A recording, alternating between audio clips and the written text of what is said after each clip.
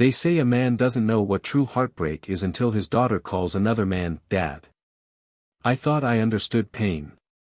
I've been betrayed, cheated on, lied to. I've watched the woman I loved walk out of my life without flinching. But nothing, absolutely nothing, prepared me for that moment. It was a warm Sunday afternoon at Willow Creek Mall. I had stopped by to grab a gift for my mom's birthday. I wasn't expecting to see them, my ex, Tessa, and my daughter, Emily. But there they were. Laughing. Carefree. Whole. And then he appeared. Tall. Clean-shaven. Wearing the same forced fatherly smile I once practiced in the mirror. Emily, my Emily, ran to him and wrapped her little arms around his legs. Daddy, she beamed. My world went silent. I didn't move. I couldn't. I just stood there, one hand frozen on a box of candles, the other clenched in my coat pocket. My heart didn't just break, it collapsed. I hadn't seen Emily in over 6 months. Tessa had blocked every attempt. Lawyers were slow, custody battles slower, and my patience was dying by the day. But I held on to one thing, the belief that my daughter remembered me. That somewhere deep down, her little heart hadn't forgotten. But she had. Until she looked back. It was just a glance. A moment that came and went. But in that look, I saw confusion. A flicker of recognition. And then, a single tear slipped down her cheek. She turned back to him, but that tear told me everything. She hadn't forgotten. And that was the moment I decided I wouldn't either. I was going to get my daughter back, no matter what it took. Even if I had to burn the past to the ground. My name is Nathan Cole, 36, born and raised in a small town just outside of Denver. I work in architecture, nothing flashy, but solid enough to provide a decent life. For a long time, that was all I wanted.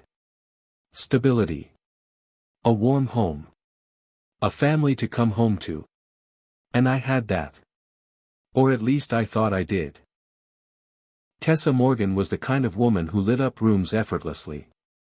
Confident, striking, with a laugh that made you forget your troubles. We met at a summer bar crawl in Boulder. She was finishing her degree in psychology. I was already working full-time, buried in blueprints and concrete slabs. It didn't take long for things to get serious. Within a year, we were married. And within 2, Emily was born. I still remember the first time I held her, Emily. 6 pounds, red-faced, and screaming like she had something to prove.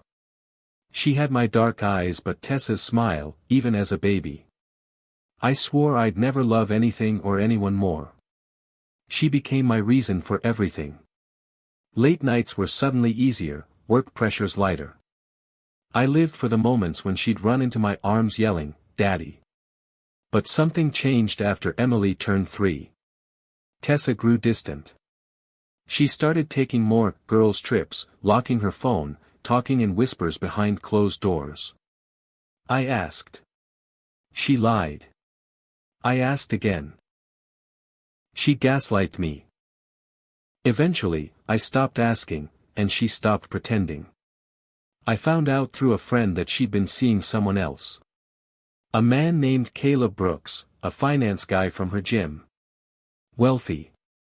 Polished. The kind of man who made you feel small just by shaking your hand.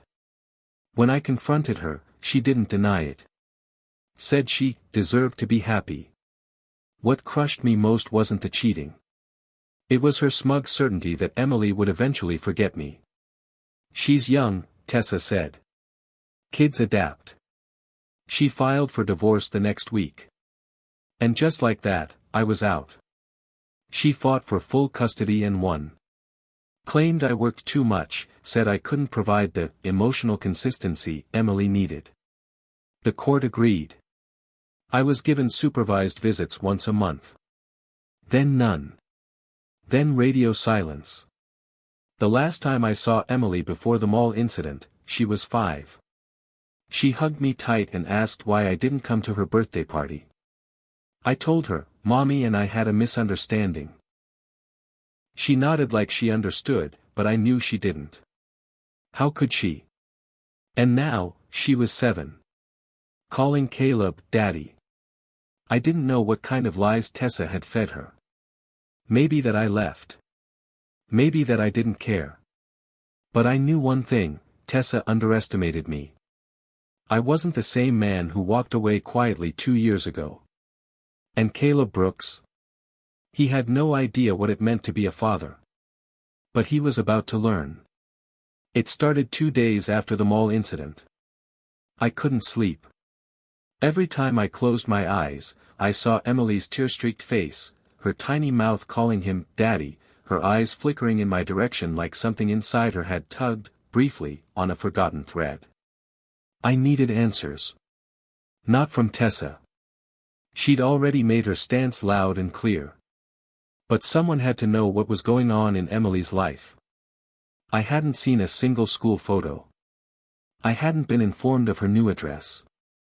Hell, I didn't even know where she went to school anymore.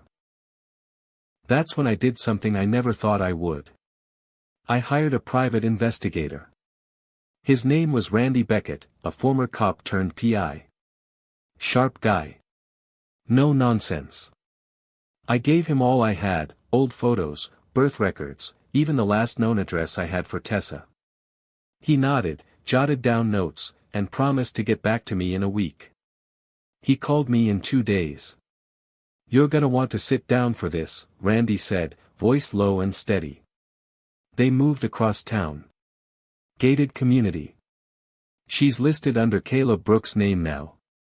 Not legally married yet, but he's acting as Emily's legal guardian.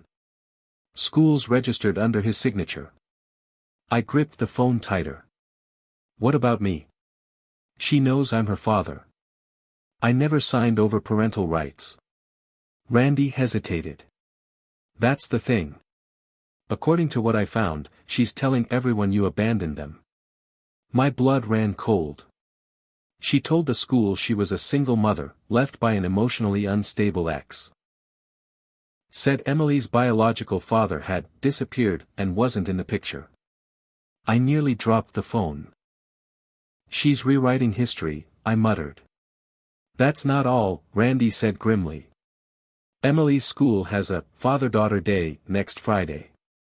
Caleb's on the invite list. You're not. That was it. That was the moment something in me snapped. She had stripped me from my daughter's life like I was a mistake she could erase.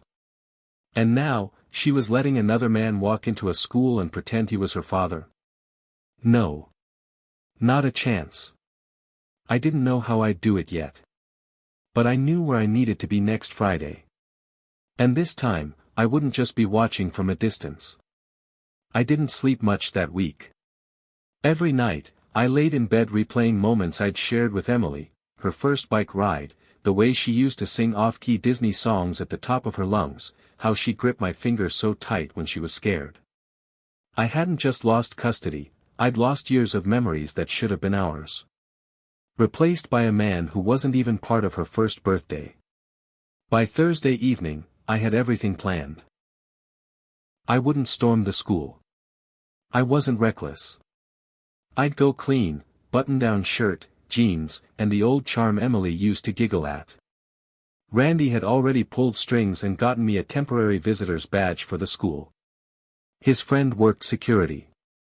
It wouldn't last long, just enough time to walk through the gates without drawing attention. Friday morning came fast. I parked 2 blocks away, heart pounding so hard I could barely focus. As I approached the school, I saw the banners, Father-Daughter Celebration Day, tied to the main gate. And there she was. Emily. Her hair was longer now, a soft auburn cascade down her shoulders. She was laughing, her tiny hand in Caleb's as they waited to sign in. I froze. He was dressed like a suburban catalog model, khakis, sunglasses tucked into his collar, a relaxed confidence I instantly hated. Emily looked up at him with something that twisted my gut. Trust. Innocence. I almost turned around. But then she looked past him.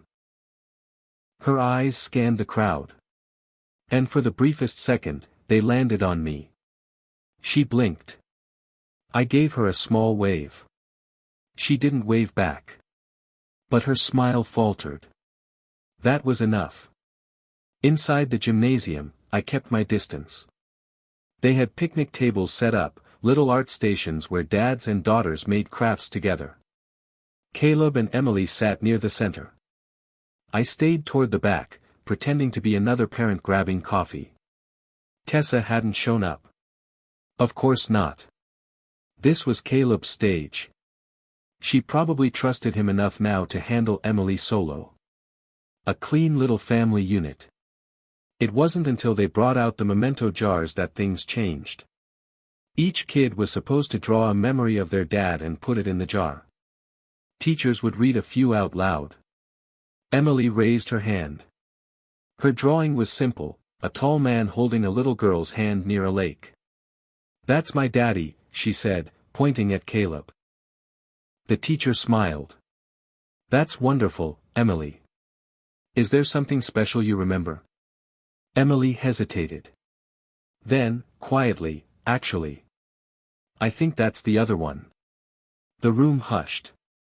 Caleb leaned in, gently but firm. "Sweetheart, you mean this one, right?" Emily looked at him, confused. "But I remember, fishing. He said the worms were brave." My heart caught fire. That was our memory. She was 4. We'd gone to Echo Lake. She wouldn't touch the worms, so I told her they were brave little soldiers heading into battle. She laughed so hard, I had to carry her back to the car. She remembered. Caleb's expression tightened. He whispered something in her ear, then stood up and walked her toward the refreshments table. I knew I only had a minute. I stepped forward. "Hi, Emily." She turned slowly, eyes wide. "Do I know you?" My throat closed. "It's me. Nathan." She blinked, chewing her lip. "You mean Daddy Nathan?" The air left my lungs. "Yes, baby girl. It's me." She stepped closer, hesitant, like she wasn't sure if she was breaking a rule. "Why don't you live with us anymore?" Behind her, Caleb spun around. "She told me you left." I kneeled down, forcing my voice not to break. "That's not true. I never wanted to leave you. I fought to stay. Every single day." She looked down at her shoes. "Mom said you got tired of being my dad." I felt like I'd been punched. "No, Emily. I never." Caleb's voice cut in like a whip. "Emily. Come here. Now." She jumped and looked back at me, eyes watering. "You're not supposed to be here." Before I could say anything, she ran. I stood there, every part of me shaking as Caleb stormed up to me. "What the hell do you think you're doing?" I didn't flinch. "She remembers me. Doesn't she?" He didn't answer. Just stared, jaw clenched. "If you ever come near her again." "What?" I snapped. "You'll erase me twice." We stood there, 2 men in a quiet war, the girl between us pulled like a rope in a sick tug-of-war. And I knew this wasn't over. Not even close. 3 days later, I got a call from Randy. "I pulled her court filings," he said, voice tense. "You need to hear this." I met him at his office that evening. He slid a folder across the desk. Inside were documents I hadn't seen before, papers filed by Tessa 6 months after our divorce. Petition for termination of parental rights. Reason, voluntary abandonment and emotional instability. Signed. Stamped. Approved. I stared at the ink like it had burned a hole through my chest. "I never saw this," I whispered. "I never signed anything. I never agreed to give her up." Randy leaned forward. Because she forged your signature. The room tilted. She fabricated a case file, he went on. Submitted statements claiming you moved states, changed numbers, showed 0 contact attempts. It was clean. Too clean. She used it to get Caleb listed as temporary guardian. My hands shook as I flipped through pages of lies. She stole my daughter, I muttered. Legally? For now, yes, Randy said. But we've got grounds to challenge it. That's when it hit me, not just the betrayal, not just the false documents or stolen identity, but the sickening realization. Tessa never planned to share Emily with me again. This wasn't about love, or even resentment. This was about control. About erasing me from the narrative entirely. Rewriting Emily's life as if I had never been part of it. And Caleb, he wasn't just the replacement. He was the reward. For Tessa, this was a full reset. But now? Now I had proof. And proof was power. The fight for Emily wasn't emotional anymore. It was war. And for the first time in 2 years, I had a weapon. The next morning, I stood outside the courthouse, gripping that folder like it was a lifeline. The air was cold, but I barely felt it. I wasn't here to beg. I wasn't here for mercy. I was here because I finally had truth on my side. Randy had already lined up a family law attorney, Marla Denson, tough as nails and smart as hell. We filed an emergency motion to challenge the termination of my parental rights. The judge agreed to a hearing, thanks to the forged documents and clear evidence of fraud. You understand what this means? Marla asked as we walked out. This won't be pretty. Tessa's going to fight like hell. I'm counting on it, I said quietly. The legal gears were turning, but emotionally. I was a wreck. I missed Emily. Every hour of every day. I kept playing that moment in my head, when she looked at me, called me Daddy Nathan, and whispered, "Why don't you live with us anymore?" The weight of that question buried itself into my chest. The court granted a temporary supervised visitation order. It wasn't much, just 2 hours a week at a neutral facility, but it was something. When I walked into that room and saw Emily sitting there with a coloring book, I nearly collapsed. She looked up, wide-eyed, and her hand paused mid-crayon. "Hi," I said softly.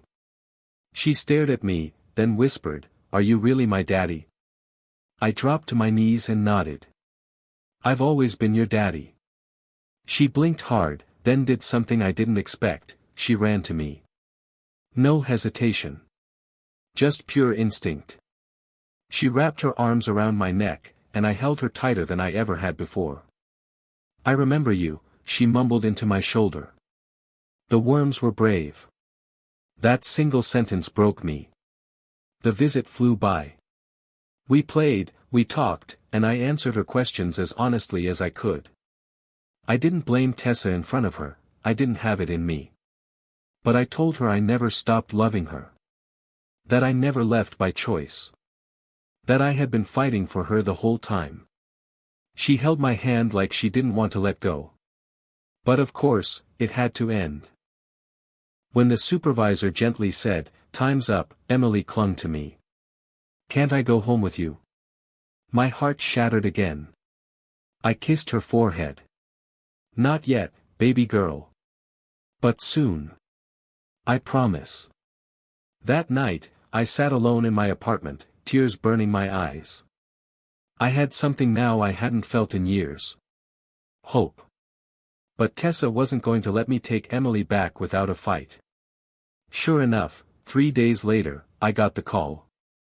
Tessa had filed a restraining order request, claiming I'd emotionally manipulated Emily during visitation. Claimed I'd made her cry, said I told her Caleb wasn't her real dad. It was a lie. And a desperate one. The judge reviewed the supervised report and denied the restraining order. But the message was clear, Tessa was on the offensive now. And then came Caleb. He showed up at my apartment the following evening. I opened the door and found him standing there, sleeves rolled up, jaw locked tight. "Don't mistake her letting you see Emily as forgiveness," he said. "Forgiveness?" I scoffed. "You're the one playing dress-up as her father." He stepped closer. "Emily doesn't need chaos in her life. You showing up now is confusing her." "No," I said sharply. "You confusing her, that's the problem." He folded his arms. "You know what I think?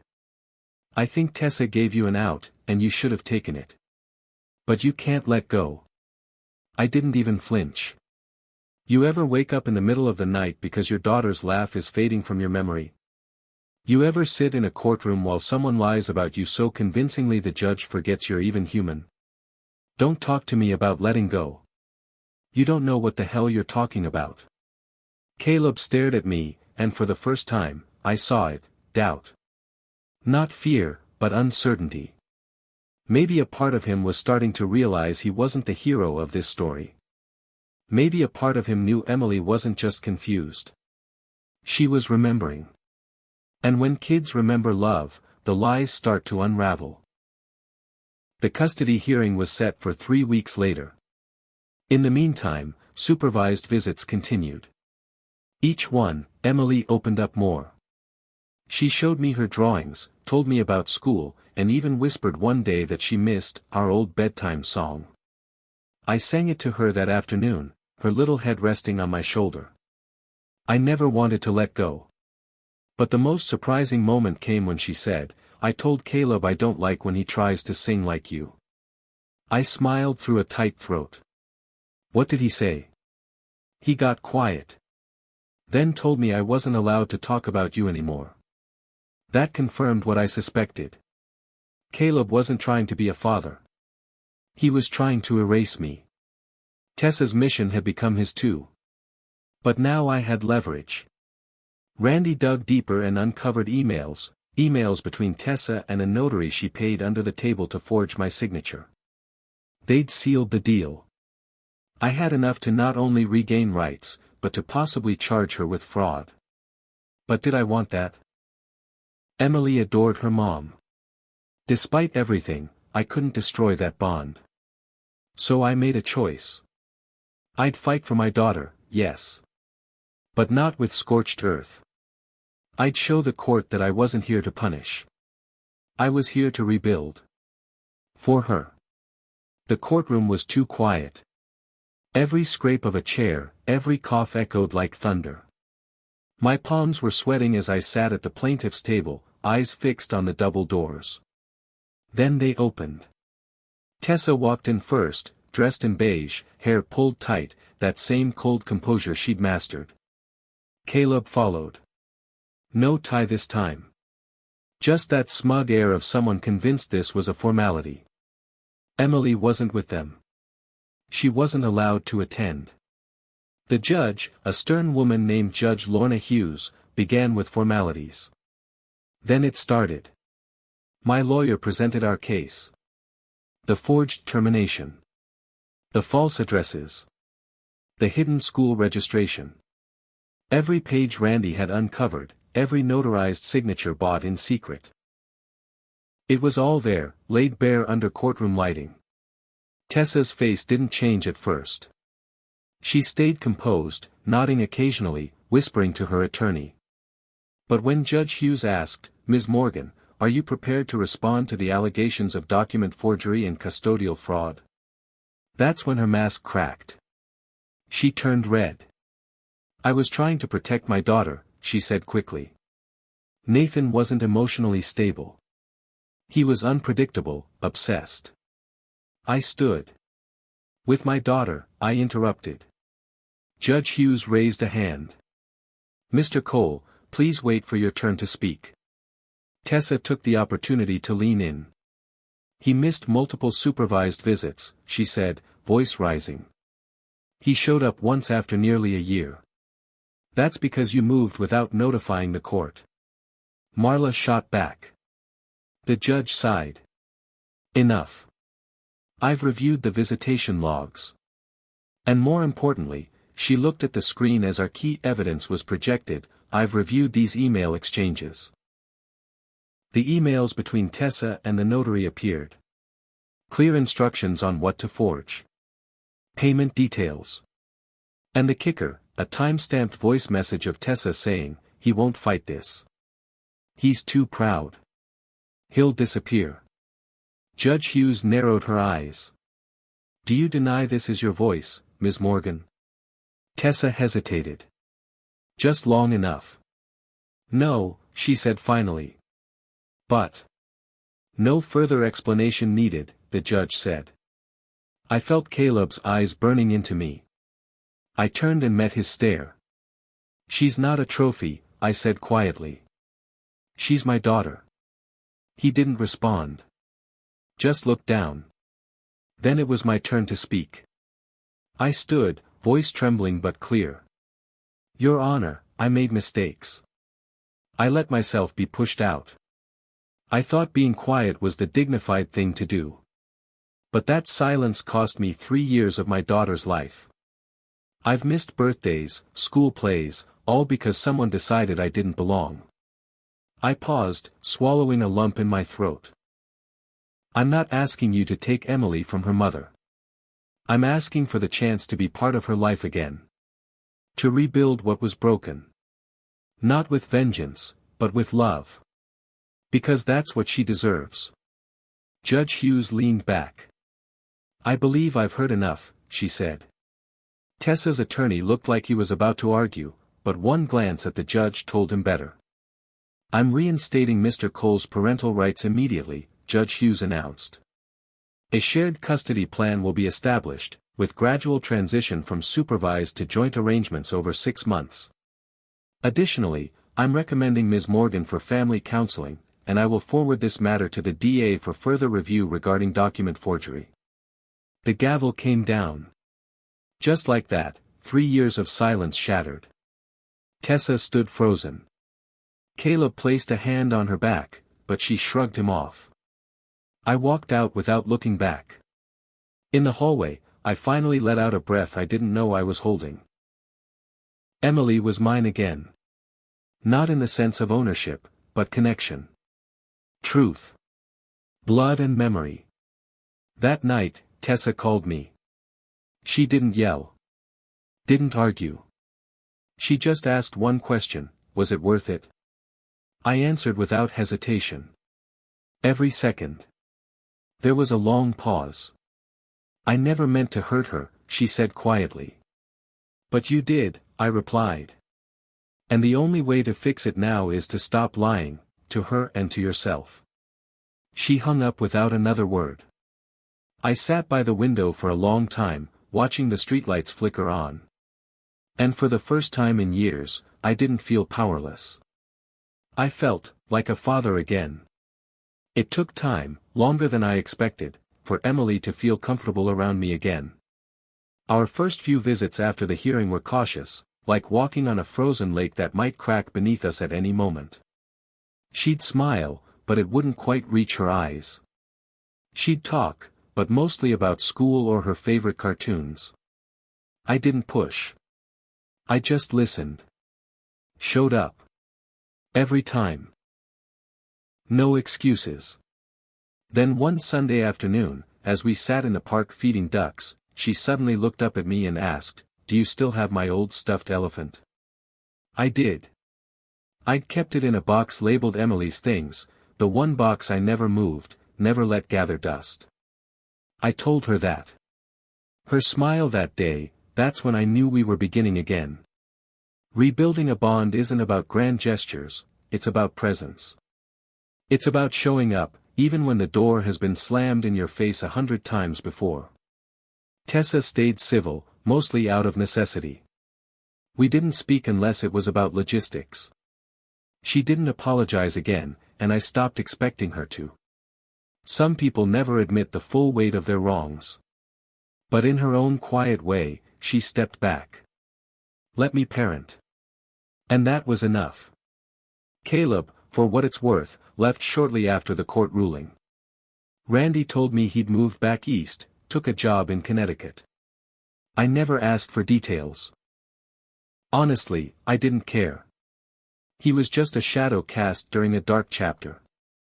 And like all shadows, he faded with the light. Emily's questions came in waves. Some days, she wanted to know everything, why mommy said what she said, why I disappeared. Other days, she just wanted to curl up beside me and be silent.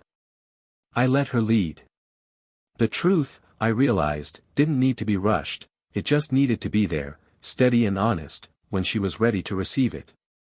One night, months later, I tucked her into bed and kissed her forehead. "Good night, Daddy," she said sleepily. "No, Daddy Nathan." No pause. Just Daddy. I turned off the light, sat outside her room, and cried quietly into my hands.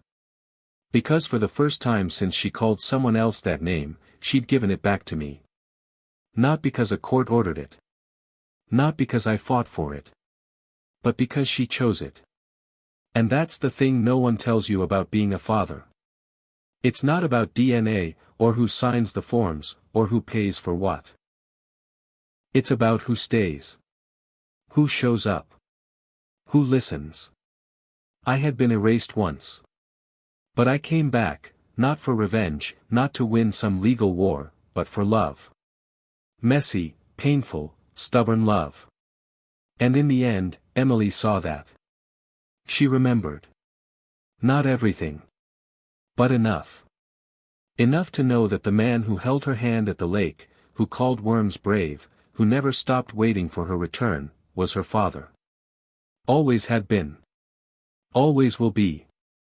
They say a man doesn't know heartbreak until his child calls another man dad. And they're right. But they don't tell you what happens after. After the courtroom battles. After the tears. After the crushing silence. They don't tell you about the slow healing, the hesitant laughs, the cautious hope in a little girl's eyes when she decides to trust you again. That day at the mall, that moment when Emily looked back with that single tear, I thought I'd lost everything. But now I understand.